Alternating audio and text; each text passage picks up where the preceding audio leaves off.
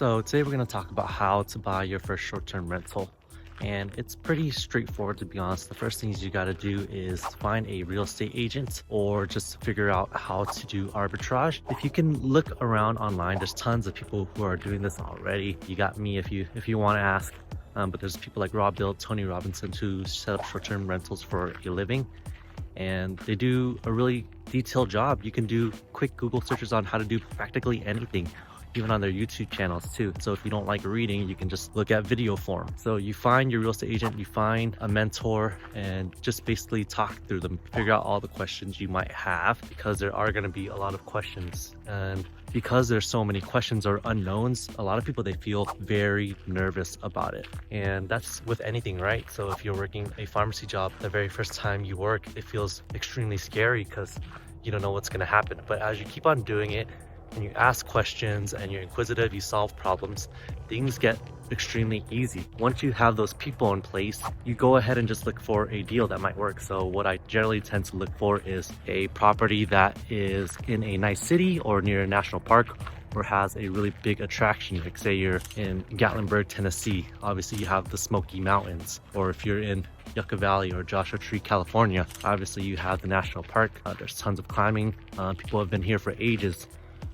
It's not going away anywhere, so there's going to be a consistent source of customers. You buy the home.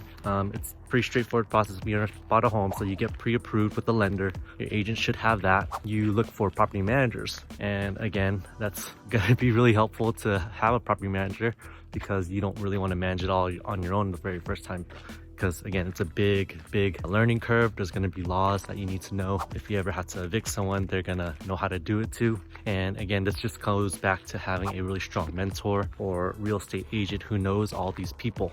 And after you have your property manager, your agent, and mentor in place, now you've closed on the home, you have your insurance in place, so if anything goes wrong with the house, make sure it's the correct. Then it's time to take inventory and see what you need to do and what you need to get done. Or you can again hire a designer for that. So if you have a really strong short-term rental designer, they'll know how to do pretty much everything. They will hire out the contractors. They will go ahead and set the place up to how the area should look. So they've done multiple houses. If it is a certain way to be popular here, they should know. Also, what you can do if you wanted to go DIY route, kind of work on it yourself just to learn more and see if it's fun. I don't suggest this mainly because it takes so long. And again, it's all about who, not how. There are tons of people who have done this in the past already. So the designer is one person I am not personally willing to spare. So yeah, you get a designer, ask them for a timeline, get an inventory checklist too. So usually they'll send you like kind of plans of what they're expecting. It'll usually say approve or deny on the certain types of furniture that you want to buy. They'll pop up ideas with you. They'll turn down your ideas if they don't think it's a good idea. And honestly, that's good because a lot of the times you get so in love with the place that you're like, oh man, I want to buy all this stuff. I haven't been able to buy this in my life ever. To be honest, this is a business. You are buying it in order to make money. You're not trying to go negative cash flow when you buy this deal. Figure out your budget. Make sure you have enough reserves, especially for your first deal, because that's going to be one way to offset your risk. So if you have like $100,000 for a design rehab and the house just needs like carpet and paint and some decorations, good chance you're gonna be fine unless you're splooging on like West Elm stuff only. Just kidding. They have really nice stuff. I buy their stuff too. But for short-term rentals, it actually works out.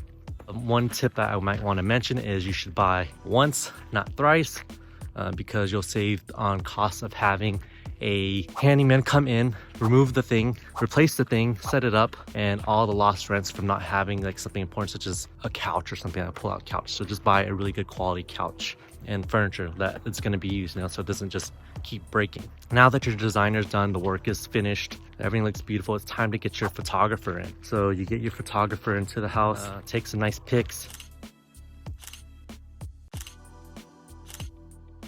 You can try to do it yourself if you're like my buddy Elliot or something like that who runs a videographer business and you're extremely talented. That's not me, obviously, so I always suggest hiring professional photographers. That's going to be one of your most essential things to do if you're not a professional photographer.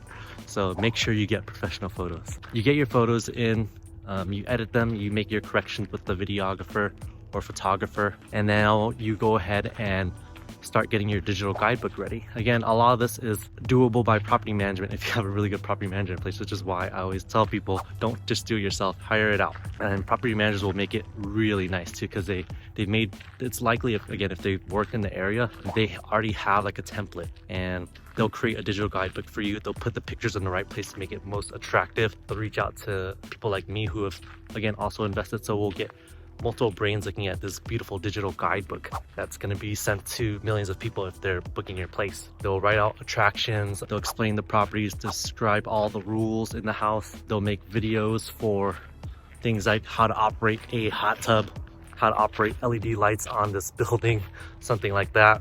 And they'll also have like codes in place, and so people can enter the house, and they'll swap it out. They'll monitor security cams if you need to. Basically, again, just take care of it. Just hire things out if you need to. I wouldn't suggest property management on your own for the first time.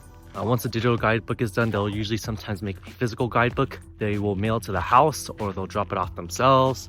And at that point, your listing is pretty much live. They'll automate everything. They'll have apps to do dynamic pricing. They'll have apps to get their cleaners in there. They'll have systems in place where everything feels pretty much automated. Again, you can do this yourself too, but that's up to you. The house is up and running now, and now just collect your money and make sure that the rental income is coming in and it's covering your mortgage. For property management, what we usually pay is like 20%, especially if it's really good. They're gonna make their money's worth for you, and it's gonna be so much more headache free, and you won't feel bad about asking like, hey, can you touch up on this like when the time happens, because you know you're paying pretty competitive price. If you're just trying to make money again, then you can do a 20% management for yourself, or you can look for a cheaper management that might not do such a great job, and as a result you get really poor ratings, which is like a nightmare for short-term rentals. So try not to get poor 4-star ratings or poor 3-star ratings.